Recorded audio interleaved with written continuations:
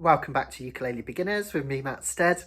In this video, we're going to learn all about making your chord changes as smooth as possible. It's all about planning ahead. We're also going to learn a new chord, E7, which is kind of like the final piece of the jigsaw in a really important chord progression. And we're going to put all that together and use it to practice a piece called 5'2" Eyes of Blue, which is a bit of rite of passage on ukulele. Smooth chord transitions can be one of the most difficult things when you're a beginner ukulele, so I'll give you some tips and some help and some practice to deal with that, and also teach you to give yourself a break. Before we go on, let's learn that new chord. It's an E7 chord. Remember, 7th chords have that kind of gritty bluesy feel, but also they feel unresolved. They make you want to go to another chord. And the chorus of this song, which is based on a chord progression by George Gershwin from I Got Rhythm, is really clever in that it has one 7th chord, go into another, go into another, go into another, and then finally resolving to the home chord, the C. And that constant feel of movement is all created by loading one 7th chord after another. Let's have a look at this E7th chord in a lot of detail. Now, with 3-finger chords, which can be quite tricky, like that G major that we learned, or the G7, I generally advise that if you're going from a standing start, i.e. you're not coming from a particular chord, we're just playing an E7 straight off, what I would say is get your index finger down first. Notice that the index finger here is going on the 1st fret of the G string, the one nearest your nose. Remember, we want that nice thumb on the back of the ukulele. Don't let it ride over the top. We want that nice arch, keeping just your fingertip pressing down so that it doesn't flatten onto the next string. Next up, we want our 2nd finger to reach over here to the 2nd fret of the C string.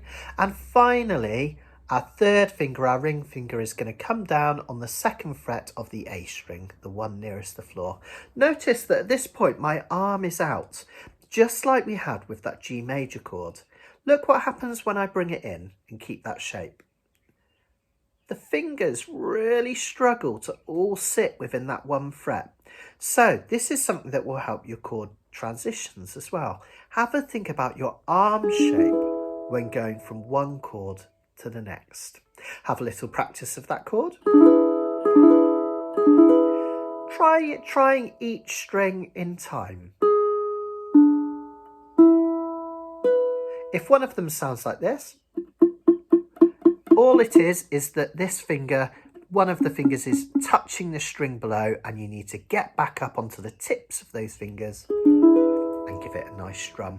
If you have a little bit of this going on at the moment, don't stress it. Beginners, it does take a little while to get perfectly clean chords. And remember, don't push down like your life depends on it. You only need to push down as hard as it takes that string to touch the metal fret and sing out E7. Making those transitions as fluid as possible is all about planning ahead. And here's a really interesting example. Remember at the start I said that if you have a 3-part chord, like an E7 or an E minor or a G major, try and get your index finger down and the others will follow. And notice actually that when I get that index finger down for the E7, these 2 fingers, they're begging down to drop in position. It's just the way they fall. And that happens on a lot of chords, like when I play a G, this one feels like it wants to come down here. When I play an E minor, look at these fingers, they want to go into position. So getting that index finger in first is really important. However, we need to plan ahead.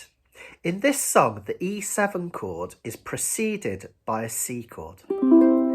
Now, another rule for smooth chord transitions is to try and keep at least one finger on the same string as the next chord if possible. So, for this C chord, what we could do when we're changing to the E7, which comes next, is pull it back to the 2nd fret and then add these 2 over the top for our E7. So instead of starting with our index finger now for our E7, we're actually going to take our 3rd finger over, keeping it near this right hand metal fret and putting these 2 up here. Practice changing between here, 1, 2, 3, 4 for the C, moving it back and adding those fingers on. All about planning ahead, keeping a finger on a string if you can as you change and placing them down.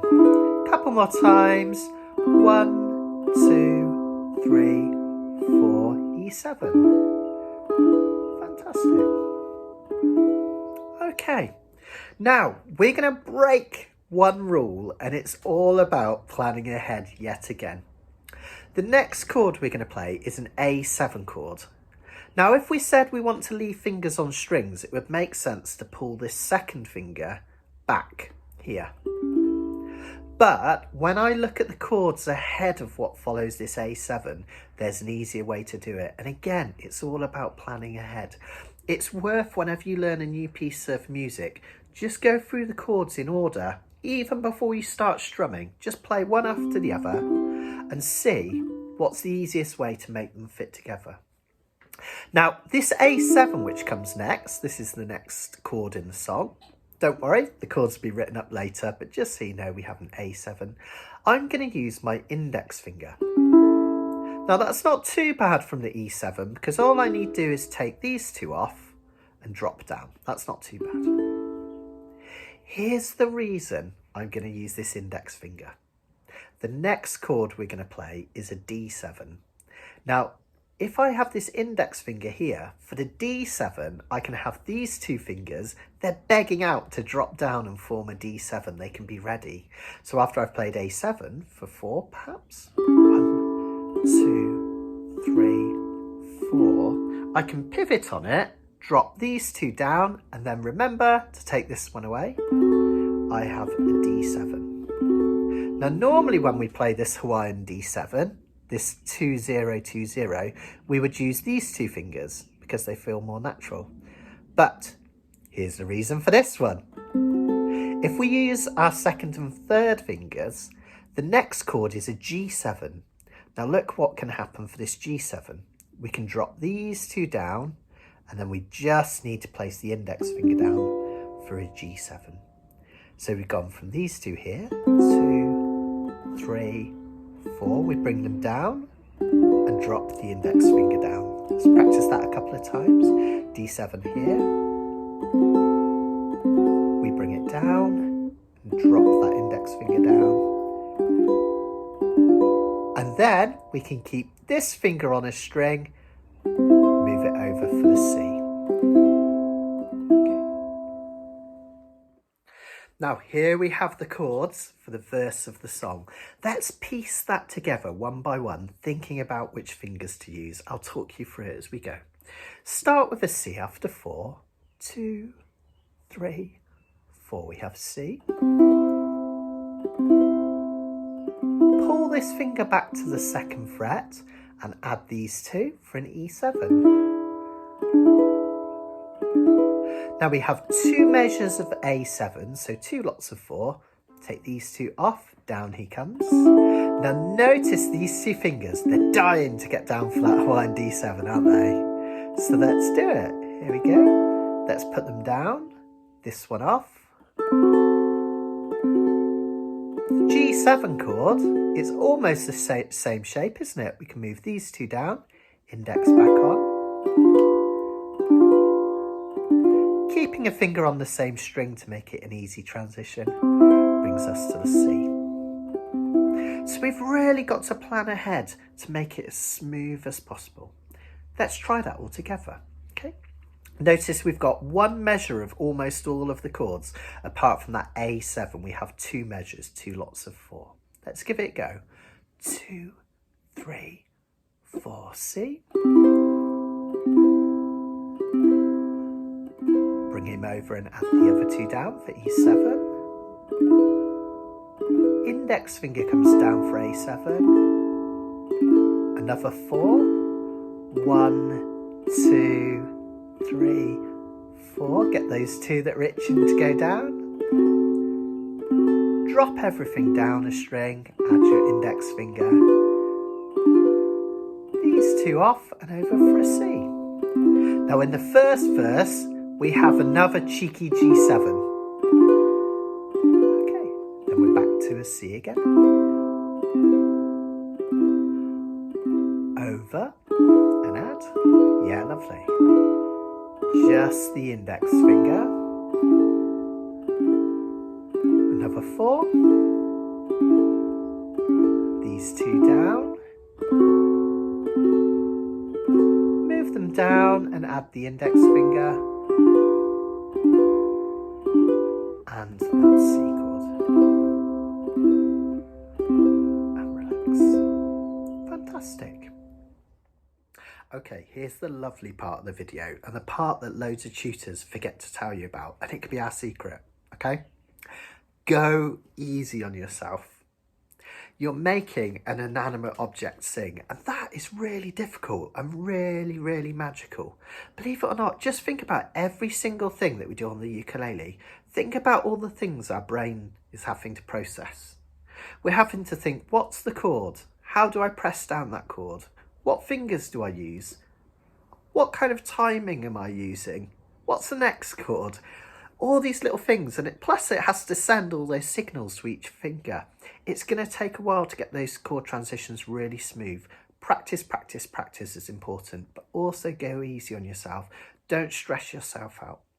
The more tense you become playing ukulele, the harder it gets. So even if it means just sitting back, having a glass of wine, just chilling, being zen about it, whatever helps you through, just relax with it and try not to get too tense with yourself. Also, remember, and this is really important, keep that right hand moving no matter what. The last thing we want is this.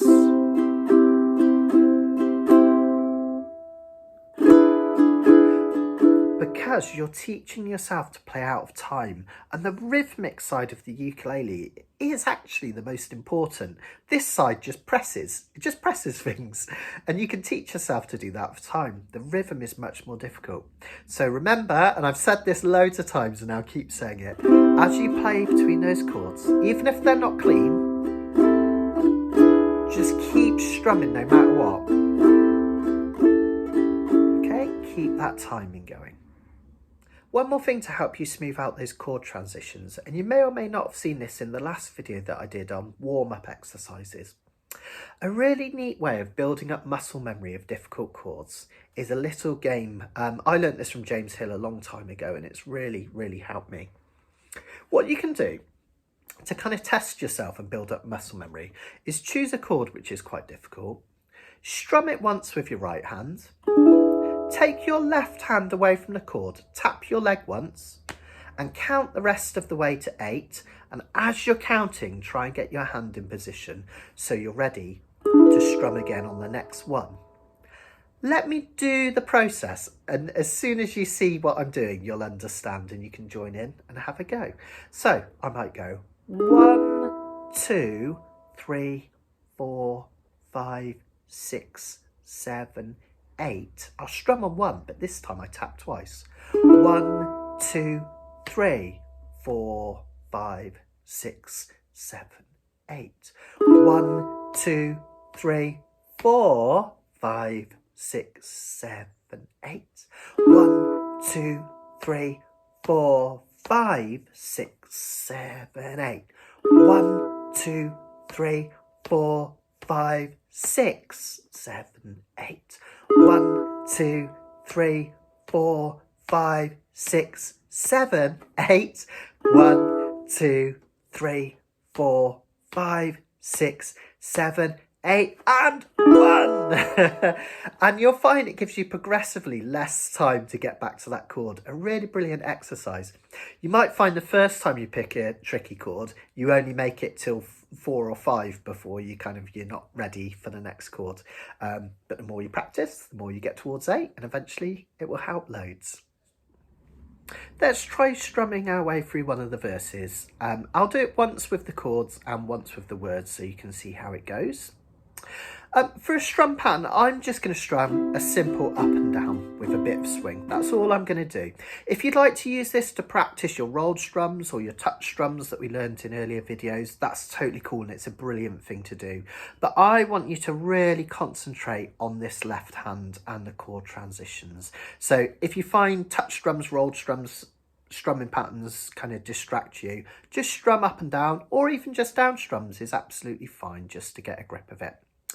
Notice that cheeky little G7 I warned you about at the end of the first verse. So it's in between the two verses, if you like. That's really important because a G7 always makes you want to go back to a C, and that's its function. It makes you want to hear another verse, so keep an eye out for that. Let's try it really slowly, a nice gentle slow strum.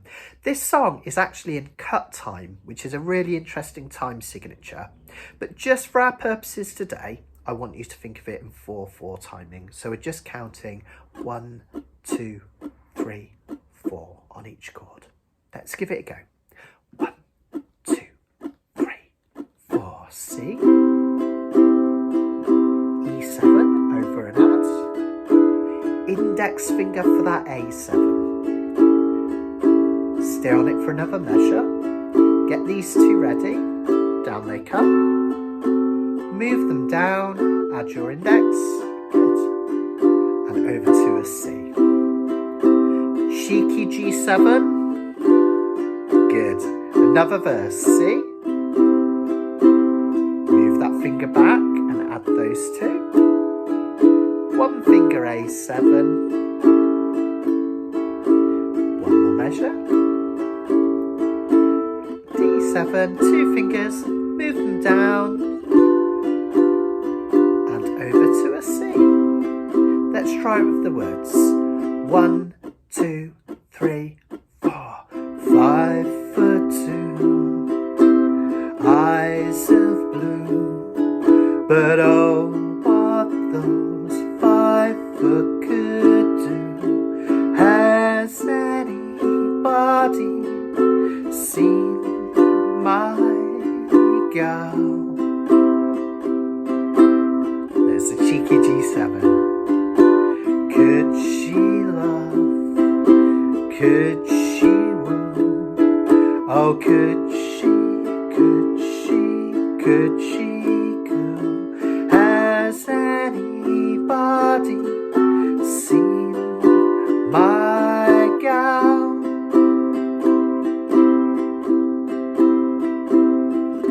Great stuff, well done. If you struggled with those transitions, totally cool. Try just playing one strum at the start of each measure. 5 for 2, eyes of blue, but oh, it gives you time to get to that chord transition, and then when you feel you've got that, you can bring the strum back in. Later on in another video, we'll make this way more exciting. We'll do kind of all sorts of interesting chords and bring it back to that cut time. It might feel a little bit dreary by now, but that doesn't matter. It's all about just learning those lovely transitions. Okay, just think of it as a tool for that. The chorus of this song has one of the most famous chord progressions of all time. It was made famous by George Gershwin's I Got Rhythm. And it's 4 different 7th chords, all played one after each other, each for 2 measures.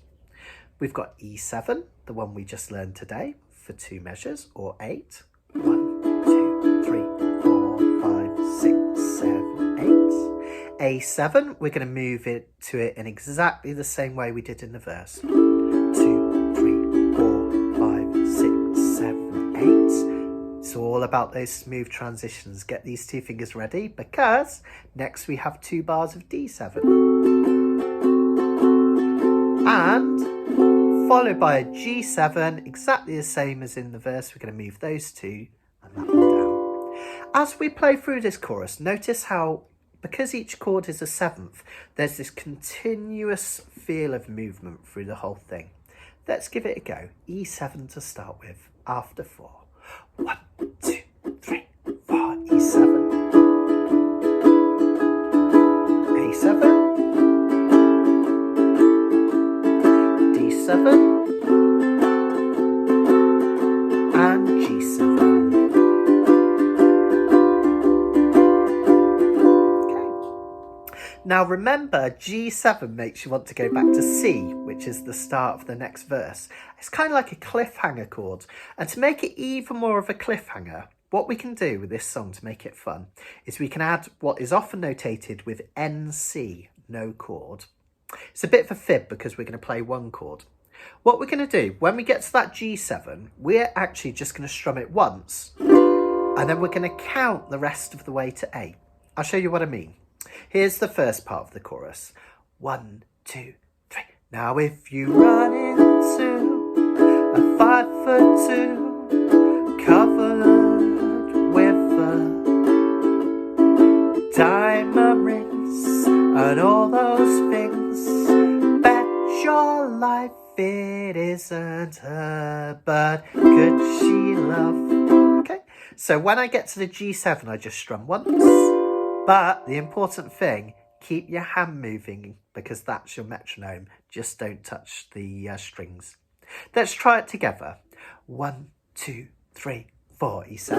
Run into a 5'2", A7, covered with D7, diamond rings and all those things. Here we go. Bet your life it isn't her, but could she love?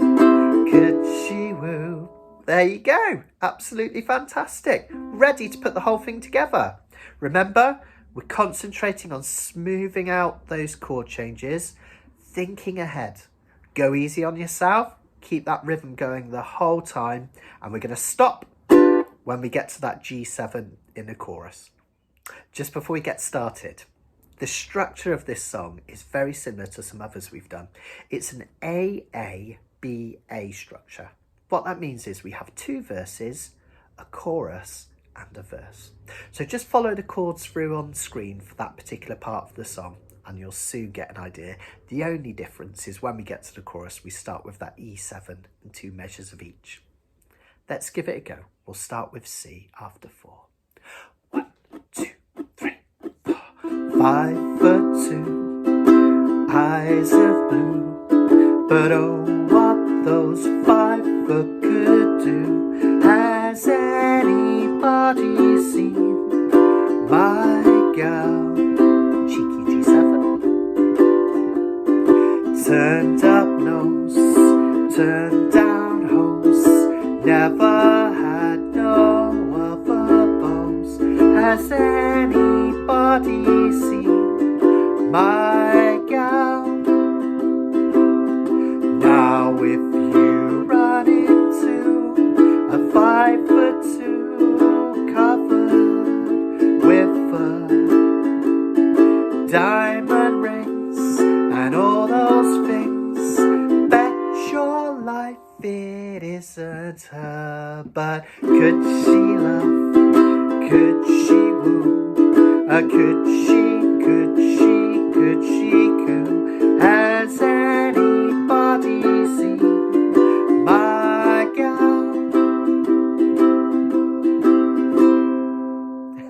Well done, everyone. We're just going to play that through once just to get us into those changes. Remember, you can go through that song as many times as you like, getting those chord changes as smooth as possible, always planning ahead and going easy on yourself. There's a cool little feature in YouTube that I just want to mention before I go. I discovered it a year or 2 ago and it's really helped me with some of the pieces that I'm learning. In your playback box where the video is, you'll see 3 little dots with settings in. Under there, if you click, you'll see a playback speed button. If you click that button and change the playback speed to about 0.75, it will slow down the video to make it easier to play along with in time, but it will keep the pitch the same. So you can play along exactly the same chords and notes that I do, but everything will be a bit slower to give you more time. A really, really useful function. I use it a lot when I'm trying to work out kind of fast jazz tunes and I just want to hear what's happening. So give it a try, it might help you.